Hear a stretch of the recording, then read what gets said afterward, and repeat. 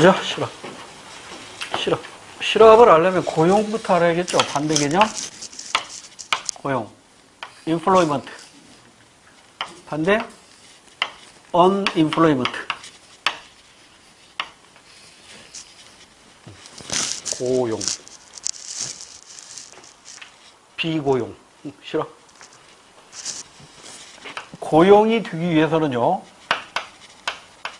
이 세 가지를 모두 충족시켜야 고용이 됩니다.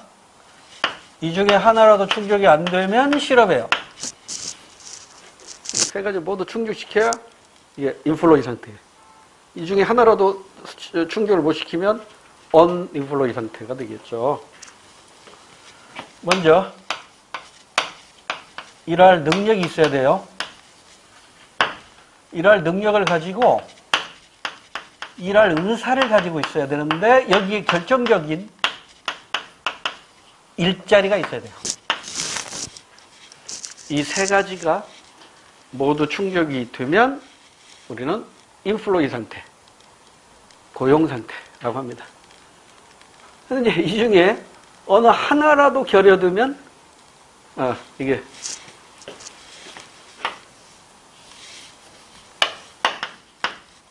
하나라도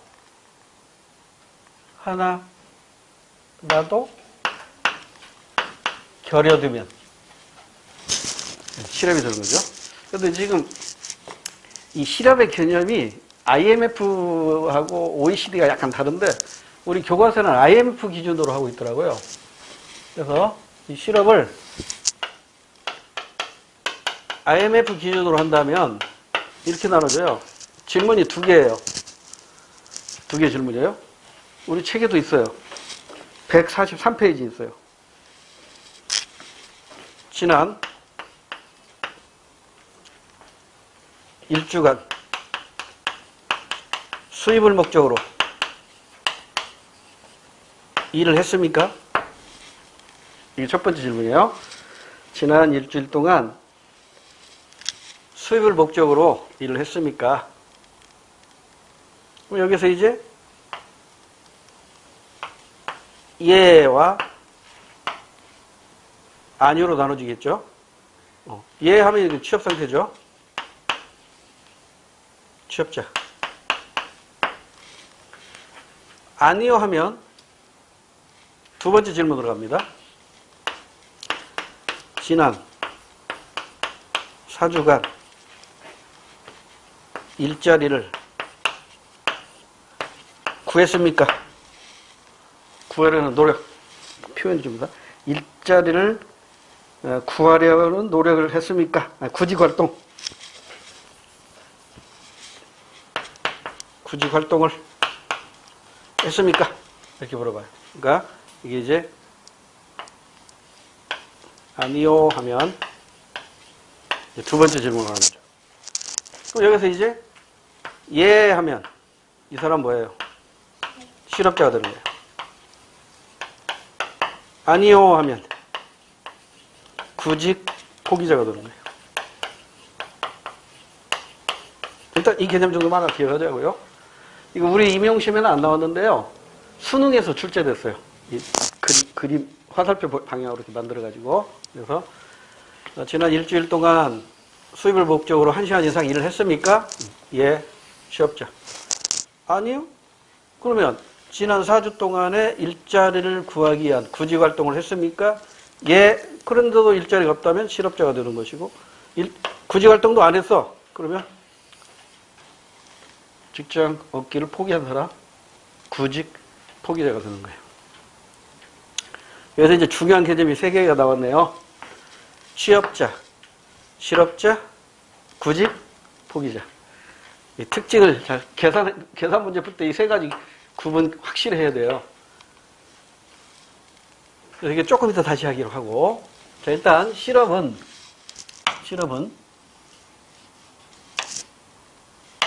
개인적으로나 사회적으로나 매우 부정적이죠. 개인적으로는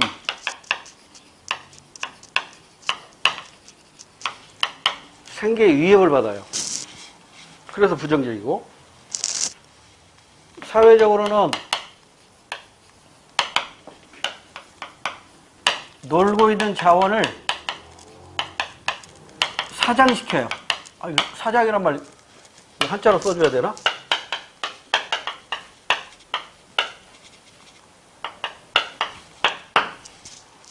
죽을 사자에다가 저장할 장자야. 죽어서 묻는 거라고. 이게 무슨 얘기예요? 여러분, 우리 동네 요즘 아이스크림 무인 아이스크림 장사를 많이 늘어나대요, 동네마다.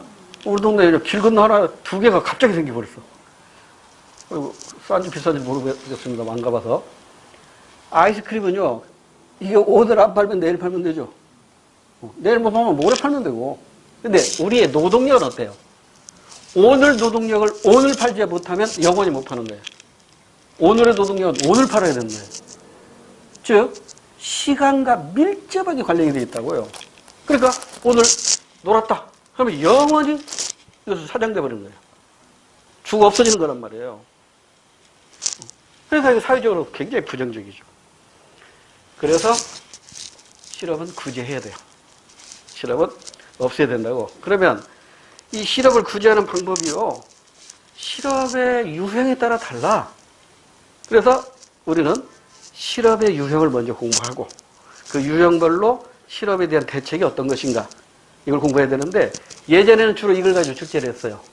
실업의 발생 원인별 유형에 따라서 대책이 어떻게 다르게 나타나는가 가지고 출제를 했는데 최근의 출제 트렌드는 완전히 바뀌어 버렸어요.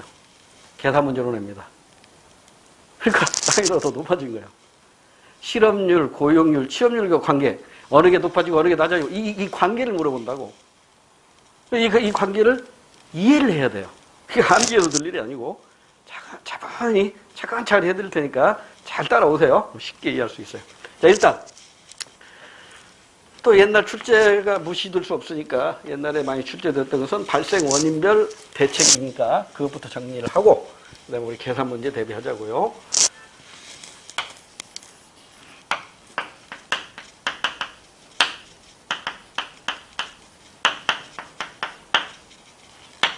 발생 원인별 유형을 보면 이 분류 방법도 학자에 따라 약간씩 달라요. 근데 우리 시험 문제 푸는데 좀 편하게 분류해가지고 소개해 드릴게요.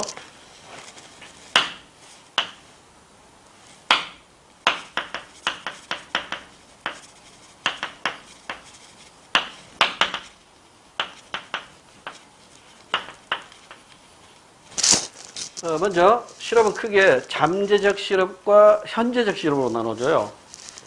이게 잠재라는 뜻은 한자로 써야 더 정확하지. 이게 잠겨 있다 이 말이죠. 잠겨져 있어요. 물속에 잠겨져 있는 실업이에요. 물속에 잠겨져 있다고. 그러면 현재적 실업이고 이게 나타날 현자죠. 나타나 보이는, 나타나 있는 이런 뜻이거든요. 그러니까 잠재는 눈에 안 나타나. 물속에 잠겨 있어. 그러니까 이게 실업자가 아니야. 그래서 이걸 위장 실업이라고도 표현해요. 위장 실업. 그 대표적인 사례가 제 주변에 너무나도 많아. 우리 학원가에 보면은요. 그 대치동이건 저 중계동이건 학원가에 보면 참 안쓰러운 젊은이들이 많이 들어와요. 외국에 가서 그 어렵게 박사학위 땄는데 한국에 돌아와 보니까 갈 데가 없는 거예요. 그러니까 학원가로 기어들어와요. 새파랗게 젊은 애들이 박사학위 따가지고. 대학에 가봤자 시간 강사료가 또 형편없거든. 학원 강사료 훨씬 그거보다 낫거든요. 그러니까 시간 강사 안 하고 학원 강사를 해요. 근데 학원 강사 수명이 오래 못 가거든요. 저는 좀 오래 가는 편이지만, 오래 못 가요. 안쓰러워 죽겠어요. 애들 이제 교육비 들어가기 시작하면 걷잡을 수 없거든. 근데 이런 학원가가 또 불황이잖아요. 그러니까 겉으로 봐서는 일하고 있잖아요. 근데 알고 보면 불쌍한 놈들이라고. 이게 다, 이게 위장실업자라고.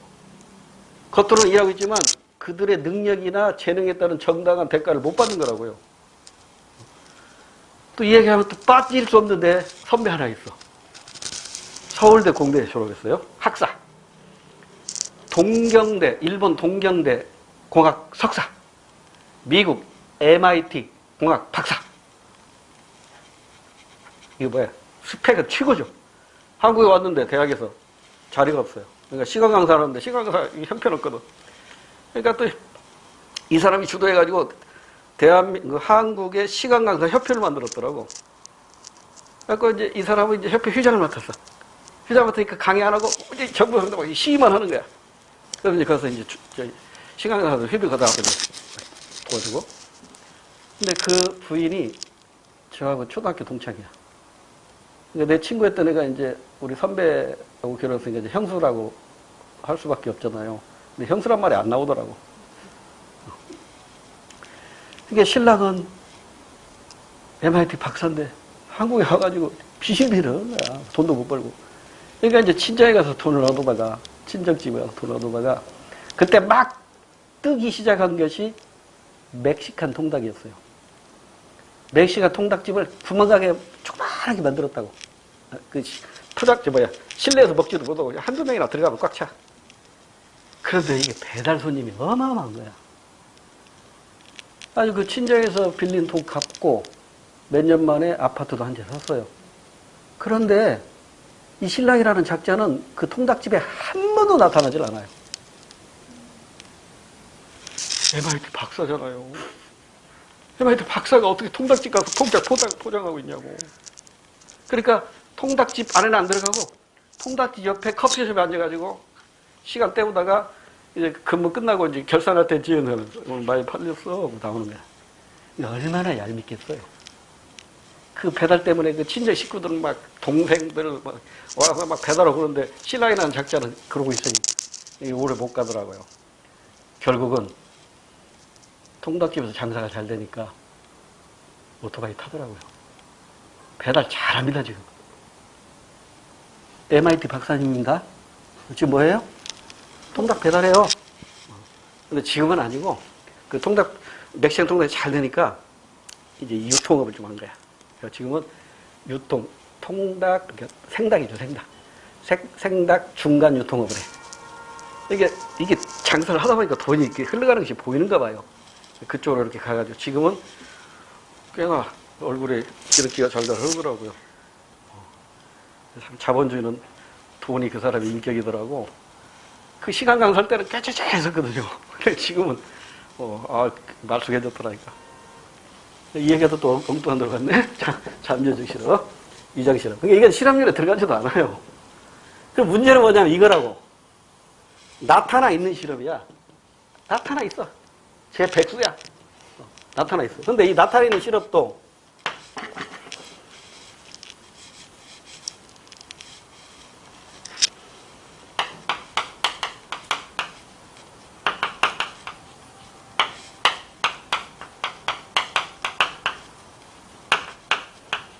이렇게 또 둘로 나눠요. 자발적 실험과 비자발적 실험으로 나눠요. 이게 자발적 실험은 뭐가 없는 거예요? 일할 능력도 있고 일자리도 있는데 일할 의사가 없는 거예요. 그럼 왜 일할 의사가 없을까요? 내 능력에 대한 대우를 안 해주니까. 아니면 내 적성이 안 맞으니까 다니다가 그만두고 새로운 직장을 잡으려다 보니까. 잠깐. 그러니까 이 자발적 실험은 장기간의 실험이 아닙니다. 단기간의 실험이에요. 단기간. 단기간 동안에 일할 의사가 없는 거죠. 그럼 이제 새로운 일자리를 찾기 위해서 돌아다녀야겠죠. 생기면 일하게 되는 것이죠. 그래서 이 자발적 실험 중에 가장 대표적인 사례가 바로 예전에는 이 시험은 아주 많이 나왔었어요. 예전에 기출문제들에서는 이게 많이 나왔어요. 지금은 좀 뜸해. 왜냐면 요즘 계산 문제로 많이 출제를 하다 보니까 만약에 계산 문제 안 나오면은 이게 그동안의 출제 가능성을 본다면 참 높아요. 그러니까 마찰이라는 건 뭐냐면 노동시장에서 이게 수요 공급이 원활하게 이루어져야 되는데 이 수요 공급이 원활하게 이루어지지 않는 상태에서 발생하는 실험이 바로 마찰적 실험이에요. 그러니까 A라는 능력을 갖추고 있어요. 근데 A라는 능력을 필요로 한 사람이 이 동네에 없어. 이 동네에서 찾고 있어. 그러니까 서로 지금 코드가 안 맞는 거죠. 그러니까 이게 빨리 연결이 될 거 아니에요. 그래서 취업 정보가 중요해요. 내 능력을 필요로 하는 사람이 세계 어느 곳에 있는지 그 취업 정보가 필요하다고. 그래서 제가 이제 재수하는 아이들 가르칠 때는 항상 사례를 그렇게 들어요. 야, 이놈들아, 너네들이 마찰적 실업자야. 대학에 바로 들어가야 되는데 지금 못 들어가고 있잖아요. 왜? 수급이 안 맞아. 대학에 대한 수요와 공급이 안 맞아가지고 남들 가는 데 아직 못 가고 있는 거야. 그러니까 더 공부해서 가는 거지. 근데 이게 재수로서 끝나면 되는데 3수까지도 어느 정도 이해해요. 4수, 5수 이렇게 가면 그건 맞춰질 실험이 아니고 만성적 실험이 돼버리는 거예요. 저는 7수까지 한 놈도 봤는데 근데 그러면 참 대단한 놈이에요. 웬만하면 7수하면 포기하거든요. 걔는 약대만 가야겠다 이게. 다른 과는 필요 없어. 무조건 약대. 7년 7수 해가지고 약대 가대. 하긴 아마 9수 해가지고 사법고시 합격한 사람도 있죠. 9번 만에. 아무개 총장? 윤석열? 그 사람 사법고시를 9수까지 했어요. 합격했으니까 다행이죠. 9수라고 해서. 그러니까 여기서 그러면 이 마찰 실험에 대한 대책은 그럼 뭐예요? 금방 얘기한 대로 노동에 대한 수요와 공급을 빨리 연결시켜줘야 된다고.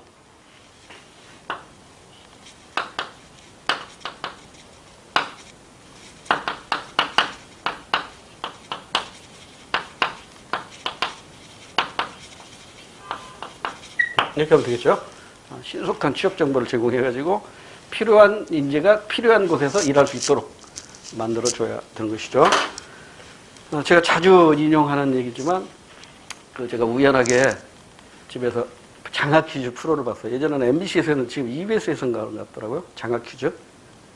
그 장학 퀴즈에서 이게 문제가 나왔더라고요. 어떻게 문제를 내냐면 신인 탤런트들인가 봐요. 그 젊은 남자 둘이 길에서 만나서 대화를 하는 걸 보여줍니다. 한 사람은 신사복을 입고 출장 가는 중이고 한 사람은 작업복을 입고 그 길거리에서 딱 만나는 거야. 그러니까 신사복 입은 친구가 작업복 입은 친구에게 이거 근무 시간인데 근무 안 하고 작업복 입고 어디 갔는가 이렇게 물어봐요. 그러니까 작업복 입은 친구가 나 어제까지 실업자였어. 내 능력이나 경력에 의하면 보수를 많이 받아야 되는데 그 보수를 채워주지 못해서 그냥 놀았는데 마침 내 능력과 경력을 인정해주는 회사가 있어서 일자리 생겨서 지금 알아보러 가는 중이야. 그러니까 신사복 입은 친구 그래 잘 되길 바라. 네, 다음에 또 보세요 하고 헤어져요. 그리고 이제 그 사회자가 문제를 냅니다. 두 사람은 대화에서 나타나는 실험의 유형은 정답 보이죠? 근데 학생들이 못 맞추대. 방청석으로 넘어가대. 방청석에서 못 맞추대. 나 혼자 텔레비 앞에서 막 혼자 답답해가지고. 마찰적 실험이 정답이에요. 그동안에 경력이나 능력을 인정받지 못했는데 인정해주는 회사가 있어서 지금 알아보러 가는 중이라고 했잖아요. 그러니까 잠시 잠깐 이 취업 정보가 원활하지 못해서 발생한 실험이죠. 그래서 이 유형별에서는 이게 가장 시험 문제 많이 나왔던 거예요. 나머지는 그렇게 중요한 것들은 아닌데 그래도 또 알아는 봐야겠죠. 자, 이 비자발적 실험하면 어느 사회나 존재하는 게 있어요. 계절적 실험이죠. 우리나라는 농경사회에서 출발하잖아요. 그래서 이 농경사회에서 설이 내리고 나면 농사 못 치잖아요, 거의. 그러죠? 그래서 이제 농한기에 이제 어쩔 수 없이 실업 상태에 놓이게 되잖아요. 그래서 이제 농가, 부업 장려를 한다거나, 이게 별로 이게 시험 문제. 나와도 쉬운 거라. 그 다음에 두 번째가 경기적 실험. 경기적 실험이라는 건 호경기 때는 취업 상태인데 불경기가 되다 보니까 놀아야 돼요. 우리나라 경우로 보면 건설업에서 주로 나타나요. 건설 경기가 호황일 때는 뭐 어딜 가나 일자리를 얻을 수 있는데 이제 건설 경기가 불황에 빠지면 하루 벌어 하루 먹고 사는 그 일용직 있잖아요. 일용직들이 힘들잖아요. 이 경제 실험에서 대책은 뭐예요? 정부가 적극적인 공공 투자 정책을 취했습니다. 공공 투자. 정책 확대. 일자리를 새로 만들어야 되죠. 이렇게 만들어주는 것이 대책이 돼요. 그 다음에 이제 3번까지 하자고요. 4번은 기술적 실험인데 기술적 실험 출제가 거의 안 되니까. 이게 3번은 우리 IMF 때 많이 들었던 얘기예요. IMF 구제금융 신청했을 때. 그리고 또 최근에도 이 경기가 안 좋으니까 많이 나오고 있죠. 구조조정. 구조조정이라는 말 많이 나오죠. 그러니까 그 회사에서 필요로 한 인재가 아니면 될 수 있으면 잘라버리는 거예요. 그러니까 끝까지 살아나려면 어떻게 돼요? 회사에서 꼭 필요로 하는 재능이나 능력을 갖춰야 된다고. 그게 없으면 잘리니까. 나 아니면 이 회사 안 돌아가 할 정도의 능력과 역량을 갖춰야 돼요. 그러면 안 잘리겠죠? 그러니까 이 구조적 실업에 대한 대책은 능력 개발이에요. 능력 개발.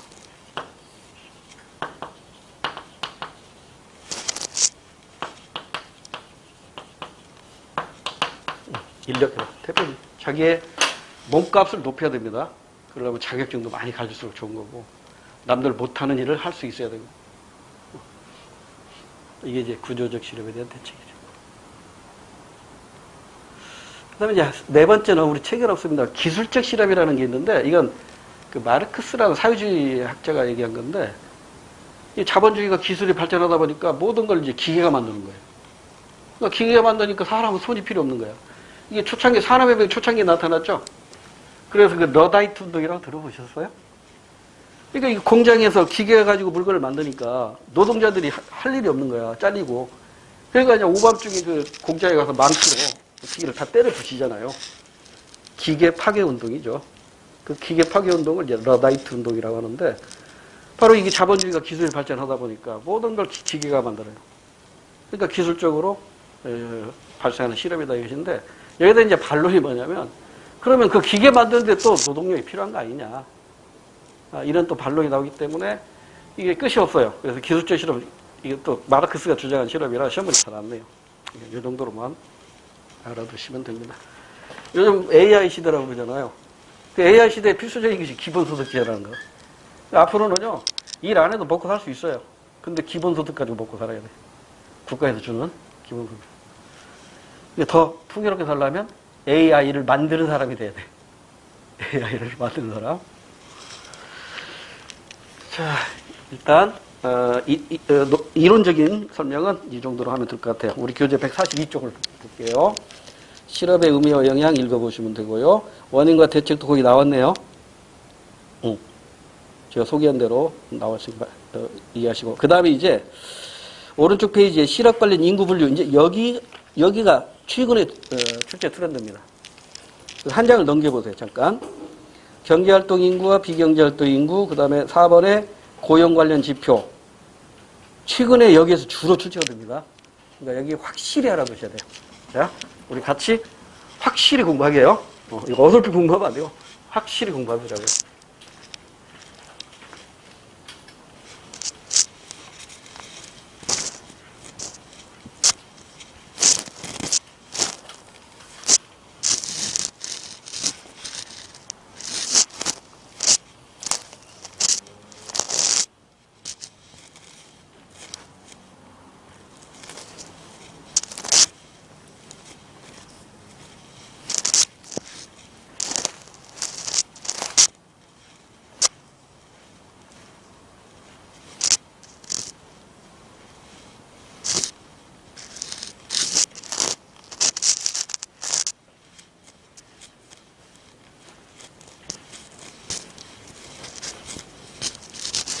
자, 이제 이 그림을 하나 기억해 두세요. 시험 문제 풀 때 이걸 항상 옆에 그려놓고 풀어야 돼요. 이 문제 나오면. 총 인구입니다. 총 인구.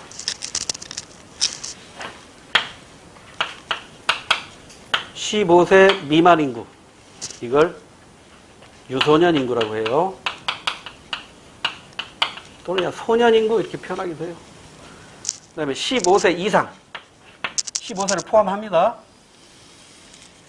그러니까 이걸 14세로 한다면 어떻게 표현해야 돼요? 우리 지금 법에서는 15세를 기준으로 하고 있다고.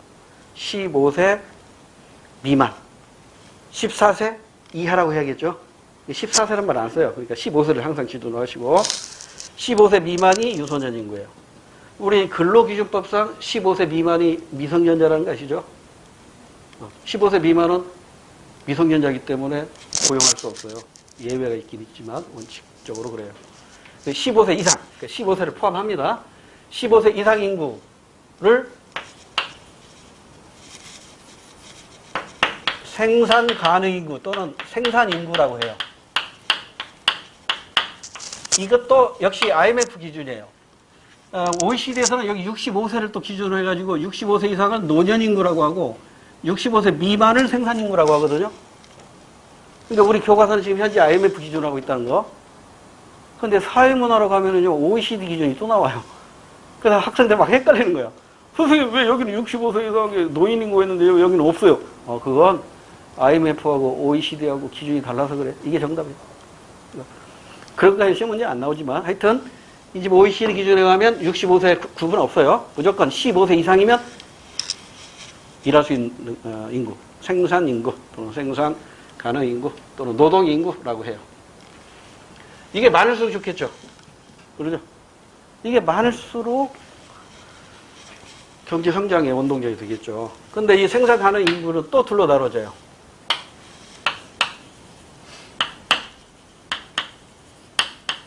얘하고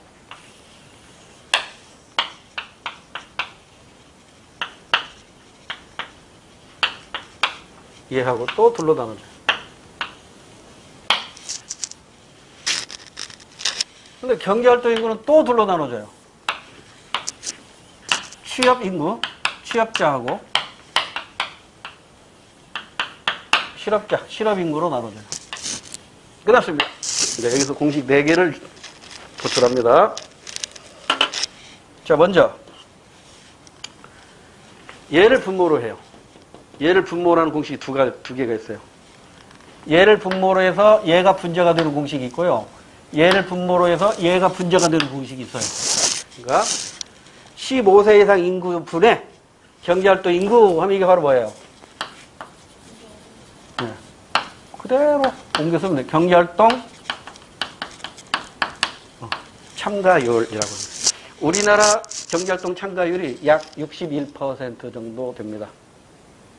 그러니까 우리나라 깐나라에부터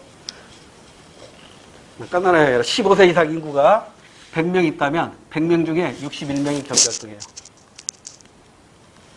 그럼 나머지 40%, 39%는 비경제활동 인구예요. 그럼 비경제활동 인구는 어떤 사람들이 있을까요? 아까 하나 나왔었죠. 구직 포기자.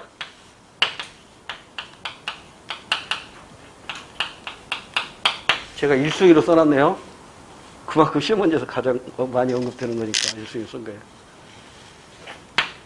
전업주부, 하우스키퍼, 학생, 직업군인을 제외한 의무, 병역의 의무를 이행하는 군인, 노약자 등등. 이게 비경제활동인구입니다. 자, 그 다음에 이제 또 중요한 공식 2가지가 있죠. 이번에는 얘를 분모로 해서 공식 2개가 나와요. 얘를 분모로 해서 얘분의 얘 하면 취업률이 나오고 얘분의 얘 하면 실업률이 나와요. 이거 빠졌네. 하나 빠졌네. 얘분의 얘 하면 뭐가 나오죠? 고용률 공식이 나와요. 자, 다시 15세 이상 인구, 생산 인구를 분모로 해서 공식 2개가 나옵니다. 경제활동 참가율과 고용률이 나와요. 둘 다 어느 게 시험 문제 나올지 모르니까 다 알아두셔야 되고요. 그 다음에 경제활동 인구를 분모로 해서 취업률과 실업률로 나눠지는데 대부분의 시험 문제에서는요. 한 나라의 생산 가능 인구는 하루아침에 변하는 게 아니거든요. 그래서 이건 일정하다라고 고정시켜서 출제하는 경우가 많아요. 근데 간간히 경우에 따라서는 이걸 또 고정시켜서 출제하기도 해요. 그럼 더 쉬워지겠지. 이게 고정되어 있다면 취업자가 늘면 취업률 늘어나는 것이잖아요. 이게 고정되어 있으니까. 근데 얘를 고정시켜서 출제하는 문제가 100문제 중에 99개라고 생각하시면 됩니다. 거의 99%는 이 생산 가능 인구는 하루아침에 이게 늘어나는 게 아니거든요. 이건 고정돼 있다고 가정하자. 그러면 가장 기초적인 문제.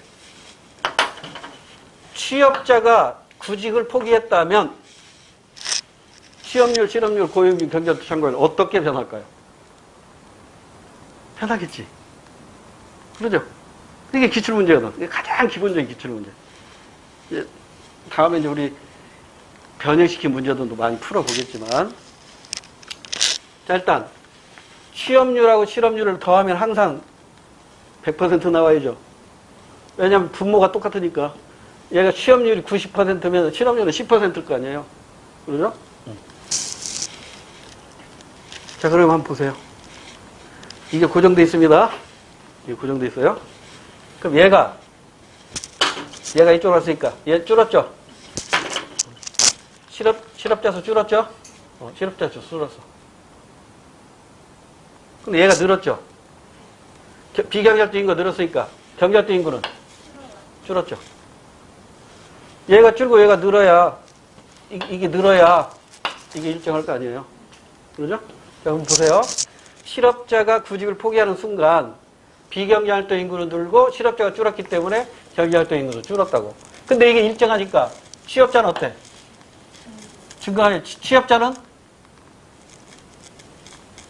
그대로지. 이 상태에서. 그죠? 얘만 일간 것이니까 취업자는 그대로 있다고 봐야 되잖아요.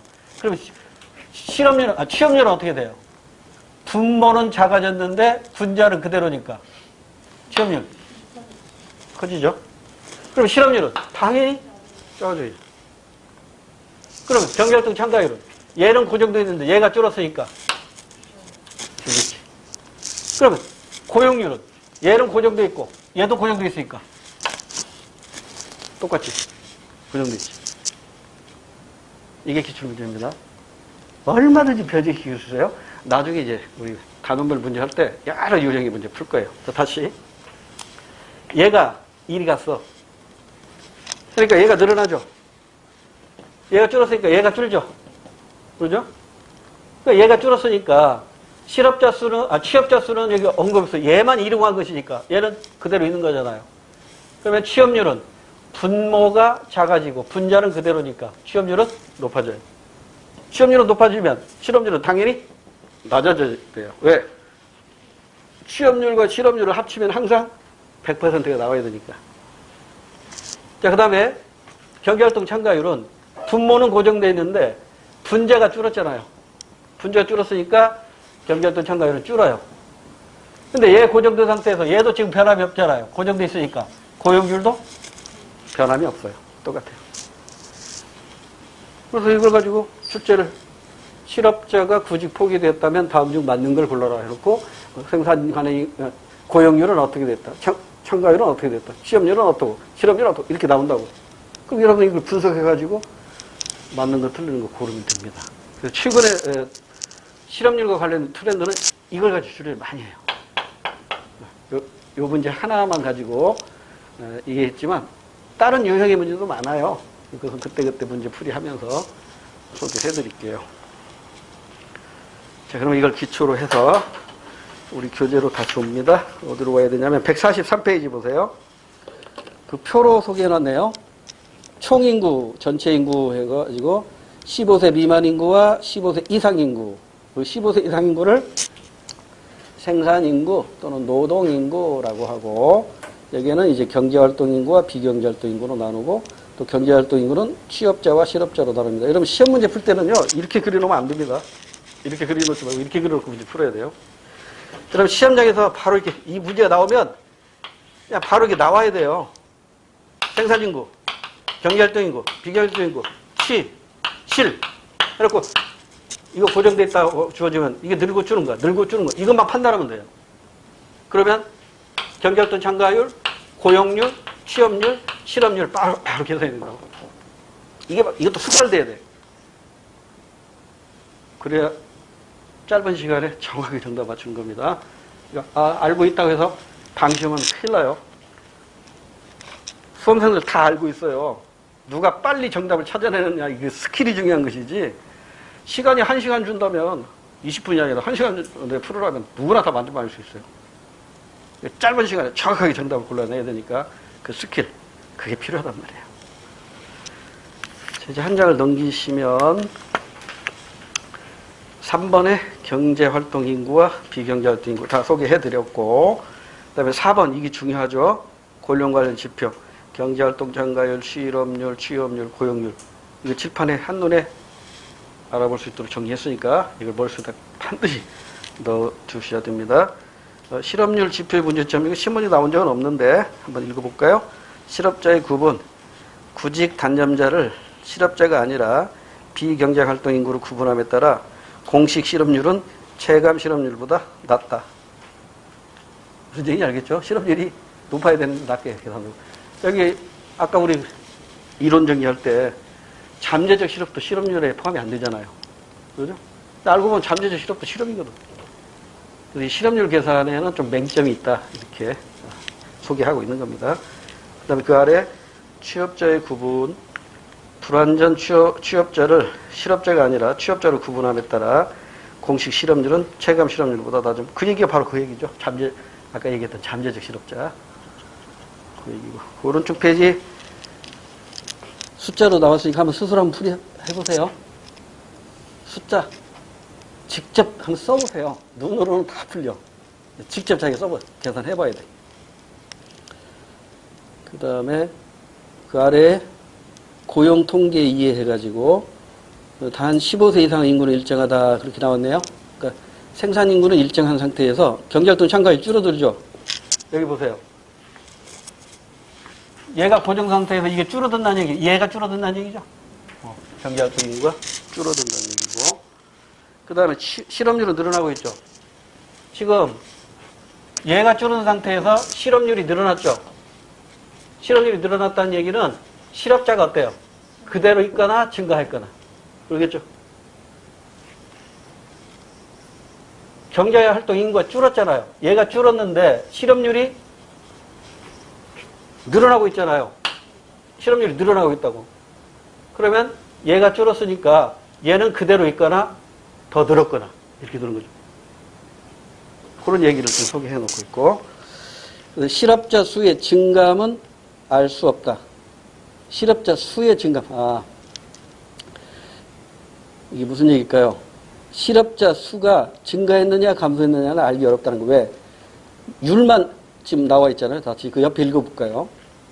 실업률이 증가하고 있으며 경제활동 인구 중 실업자의 비중이 상대적으로 커졌음을 알 수 있다. 그러나 경제활동 인구가 감소했기 때문에 실업자 수의 증가 여부는 알 수 없다. 이 얘기잖아요.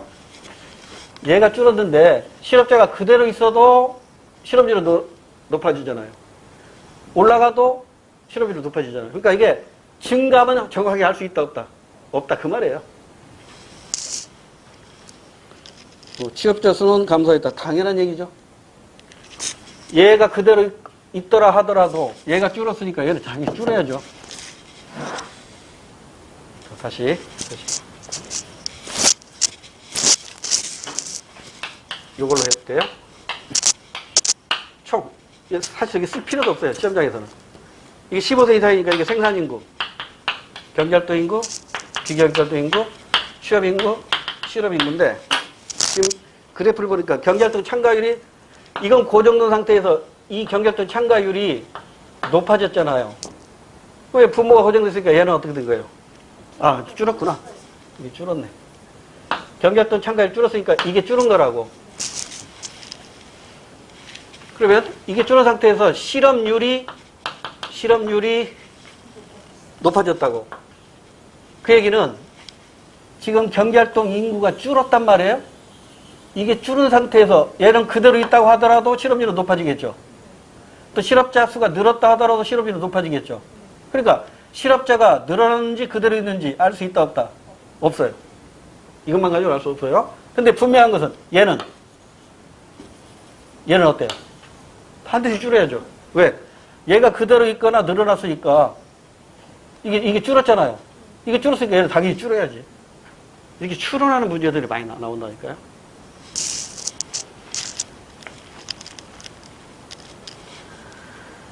그다음에 경제활동 인구 감소도 당연한 얘기고, 나중에 이와 관련된 문제 한 서너 개 풀다 보면 대충 이런 요약의 문제들이 출제되는구나 알 수 있습니다.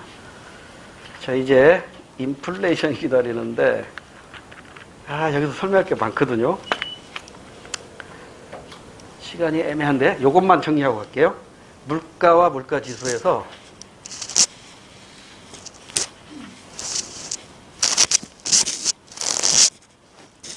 이 계산 문제는 미시 쪽보다 거시 쪽에서 많이 나옵니다. 가격 이론보다, 가격 이론에서는 계산 문제 낼 만한 게 별로 없어요. 탄력성 정도나 될까? 근데 이 거시 쪽, 국민경제 쪽에서는 계산 문제 낼 게 많아요. 그래서 수험생들 중에서 어렵게 생각하는 영역이 이 거시 쪽이에요. 거시 쪽을 굉장히 어렵게 생각하는데, 알면 쉬운데, 슬프게 공부하니까 어려운 거죠. 알려면 확실히 알아두면 돼요. 지금 여러분과 내가 같이 공부할 때, 물가하고, 지금 제목은 물가 지수라고 되어 있죠. 물가하고 물가 지수와의 관계하고, 그 다음에 물가하고 화폐 가치하고, 이 화폐 가치를 다른 말로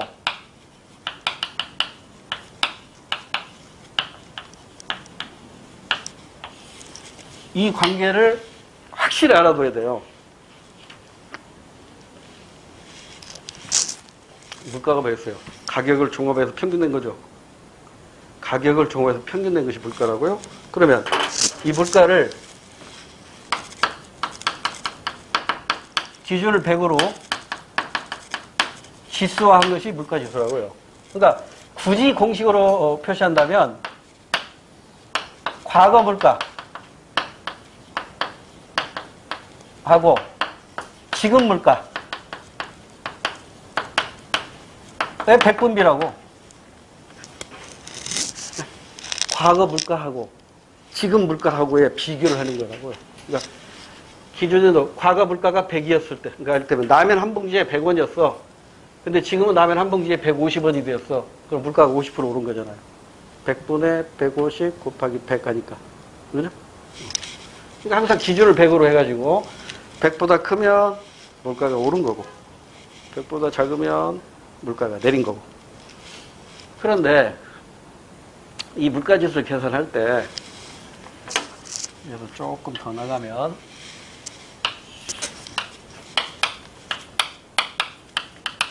계산 방법에 따라서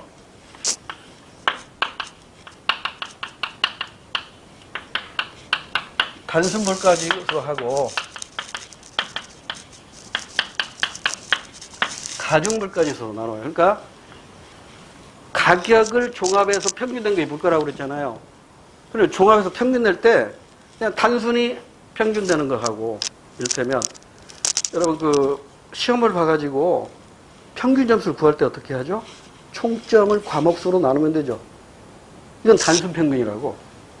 그런데 이제 국어, 영어, 수학, 사회 중에 국어나 영어에 가중치를 줘가지고 평균 내는 경우도 있잖아요. 요즘 수시 시험이라든가 그 전형 보면 그렇게 하잖아요. 그래서 단순 물가지수는 문자 그대로 단순하게 각 가격에 오르고 내린 걸 지수화한 것, 즉 가격 지수를 전부 더하고 나서 이걸 상품 수로 나누면 돼요. 한번 듣는 걸로 만족하세요. 조금 이따 계산 문제 하나 풀이해드릴게요. 기출문제. 아직 시험 문제 안 나왔어요. 2013년 이후에는 아직 한 번도 안 나왔어요. 안 나왔다고 또 방시험하면 안 되니까. 여러분은 여기다 포인트 맞추세요. 가중물가지수는요, 이게 조금 계산이 복잡한데, 각 상품의 가격지수에다가 가중값을 곱해요. 그걸 전부 시그마해요. 다 더해요. 더하고 가중값의 합으로 나누면 돼요. 복잡하죠? 지금 몰라도 돼요. 나올 가능성은 그리 높진 않지만 왜 이걸 제가 구분해 드리냐면 우리나라에서 발표되는 모든 물가지수는 가중물가지수예요. 이 정도는 아셔야 돼. 자, 다시. 우리나라에서는 정부에서도 발표하는 물가지수가 있고 중앙은행인 한국은행에서도 조사 발표하는 물가지수가 있어요. 어떤 물가지수든지 모두가 다 가중물까지 줍니다. 그러니까 가중값을 알아야 계산할 수 있어요. 그러면 이걸 어떻게 가중값을 정하느냐?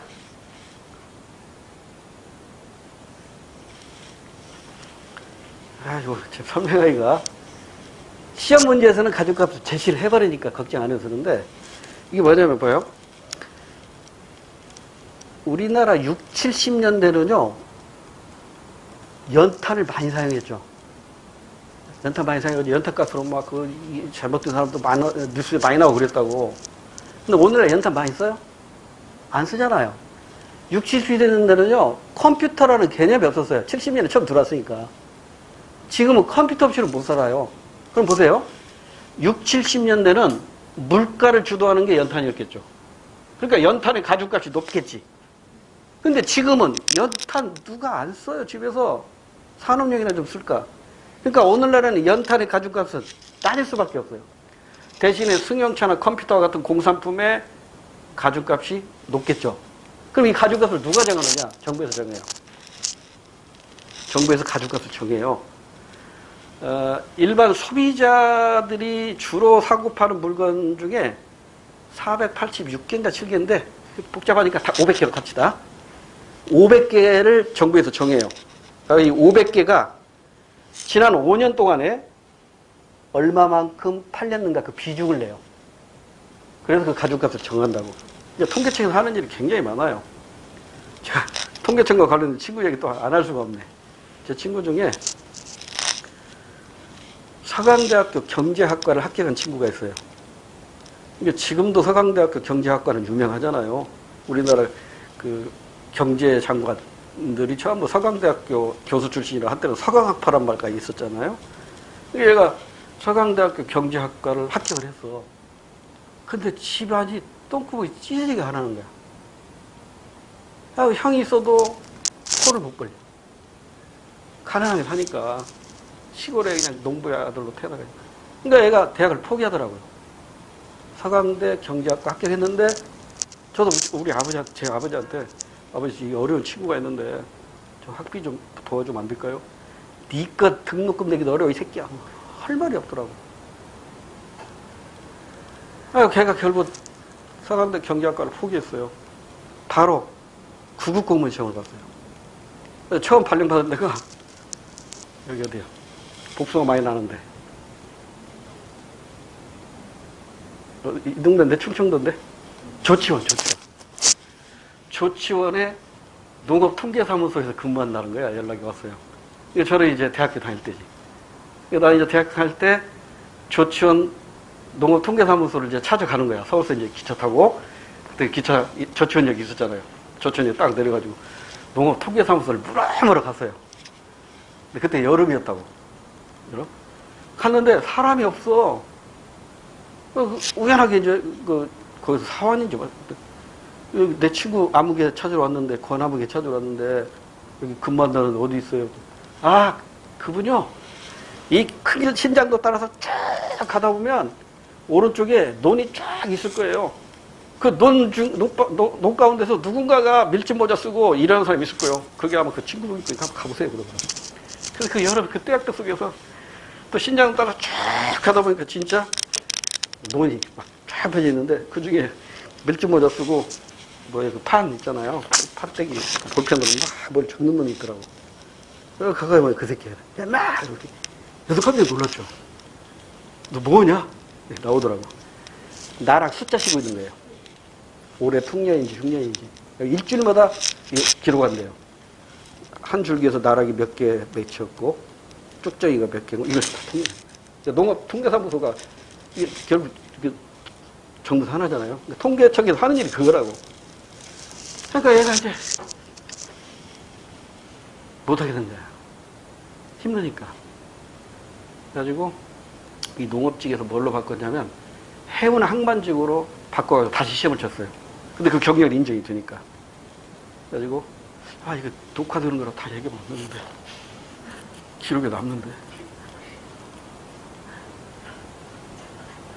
해야 돼 말아야 돼. 얘가 부산 해운 항만직을 발령받은 거야. 이 새끼야 완전히 사람이 달라져 버렸어요. 그 다음에 갔는데 최고급 술집으로 데려가는 거예요. 네? 그만할까요? 네? 이게 해운 항만청이 있다 보니까 수입하는 배에서 하역하거나 수출하는 배에 선적할 때 하루라 늦으면 그 비용이 어마어마하게 들어갑니다. 그러니까 빨리 배에 실어주세요. 빨리 하역하게 해주세요. 돈 주는데 그게 월급보다 훨씬 많다는 거예요. 그러니까 이렇게 그냥 술도가니 빠져있고 그냥 삶이 완전히 배르더라고요. 나 대학교 2학년 때 그렇게 되더라고요. 나는 완전 세상 물정이 그냥 젖어버린 거지. 그러니까 거기서 이제 또 찍힌 거야. 이거 뇌물 많이 받아 처먹다가 걸린 거야.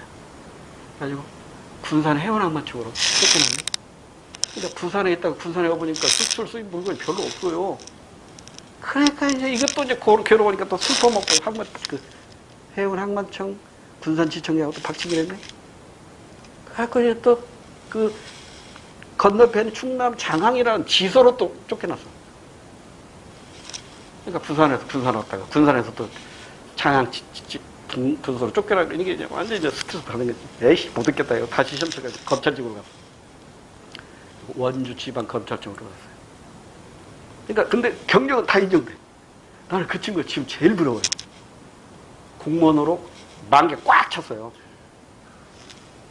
20살 때부터 19살 때부터 공무원 생활을 했으니까 고등학교 졸업하자마자. 근데 이제 원주 지방검찰청에 있다가 인천 지방검찰청 왔어. 근데 이게 또 검찰청에 있으면 또 이게 유혹이 많다고.